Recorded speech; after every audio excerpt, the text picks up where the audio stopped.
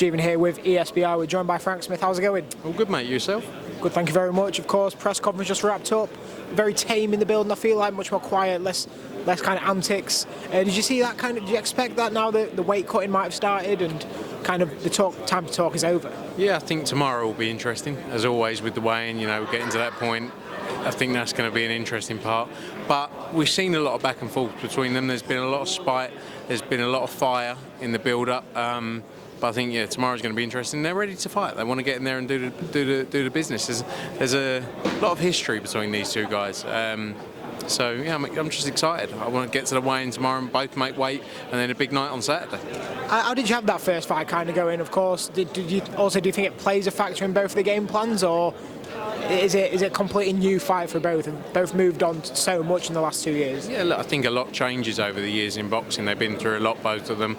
I think Jack Catterall's continued to improve. Josh Taylor's been in big fights as well. So, I think they both see they can make improvements from that first fight as well. That's the key. So, but it's going to be, it's going to be an interesting tear-up. 100%. Have you got an official prediction? I know you're probably lenient to say anything or can't quite say anything. Is there anything you reckon could play out in a fight with so many people sold out? Team Catterall all day, mate. All day. And of course, moving down on the card, huge British title fight. Siobhan Clarke, Ellis Zorro. I feel like that one's really shaping up to be kind of a perfect stylistic match point. What are your thoughts on that one? Yeah, brilliant fight, brilliant. Siobhan Clarke.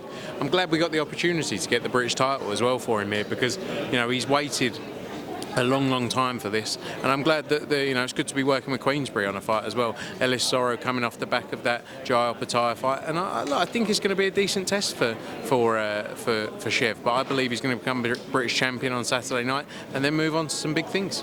Of course, and firstly taking down Queensberry. Maybe next we look at taking down a part of Boxer as well. Is that Siobhan Clarke's kind of game plan with the way he could run through the division? Of course, represent Matchroom in a way. Yeah, look, I think the focus is Saturday night, and then we go from there. There's been too many fights that haven't happened. Can't rely on them happening. So let's see. His focus is Ellis Zorro, and then let's see what happens. For sure. And then final fight I just want to run through on this card is Gary Cully, of course. Took a little dip on the Wood Lara undercard about a year ago now, and moving on, gets a win against Rees-Mogg, but a tough opponent in Pantera. How do you think that one could play out, and what are your thoughts on Cully as kind of coming up and progressing again? Yeah, look, I think it is a tough fight against Pantera, but the kind of fight he needs. Look, the Rees-Mogg fight was... There was a lot of pressure on him there. He was going back to the arena that he lost in, same changing room, same ring, everything. And he had to get through that fight. And I think you're going to see the old Gary Cully back now. With that spike, those finishes that we've seen from Gary Cully pre that loss. And look, he's got to deliver on Saturday night. He knows he needs to deliver an entertaining performance, and I think he's ready. I think he's gone through those tough times now, and he's built his way back through that, and now he knows what he's got to do. 100%. The drama that's just played out this weekend, Eddie kind of touched on it. Usyk Fury, what are your thoughts on that whole card and the way kind of that round 9 went, and just the fight in general? Spectacular night. Great night for the sport of boxing. The undisputed heavyweight championship of the world. We've waited a long time. I think it was 25 years, was it? It was Lennox Lewis in 1999, I think. Yeah, so it was, yeah. 25 years we waited to see that. We tried many a times to make it happen, but we finally saw it, and the fight lived up to it as well, exactly as it should have done. When you got all those eyeballs on the sport, you need the fight to deliver, and that fight delivered. Both fighters were spectacular. Tyson Fury, I felt, after probably seven rounds, was 5-2 up. But, as he always does, Alexander Usyk found a way to turn it round.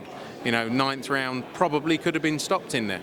There's an argument that the ref could have stopped it, but Tyson Fury showed again that he's got so much heart because he's been through in that position so many times. But a brilliant fight. I think the right man won. And let's see, big rematch coming, I'm sure. Did you think that 9th round could have changed with the way it kind of got, the standing count got given? Would you have done anything different if you was in there as a ref? I know, of course, the refs leave them to their professionality, but of course a lot of drama in a way, and controversial. Should it have been continued? Should it have stopped there? I'm not a referee. I'm sure different referees would have taken different views in that fight. Some may have stopped it, some may have let Usyk carry on until it was if he probably would have caught him with one more shot, he probably would have gone down. Some would have called the count earlier.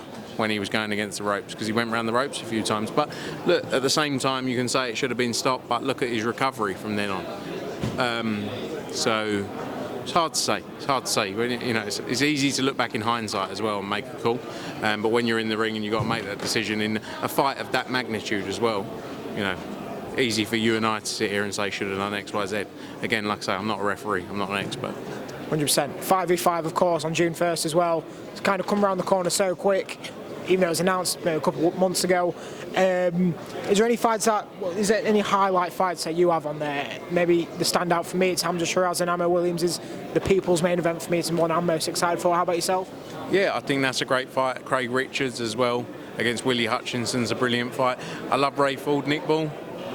Zhilei Zhang, Filip Hrgovic. No, sorry, Zhilei Zhang, Deontay Wilder, Filip Hrgovic, Daniel Dubois. All great fights. Looking for a 5-0 win. And what is the celebrations like if you do the 5-0 on Queensbury, if you sweep him like that?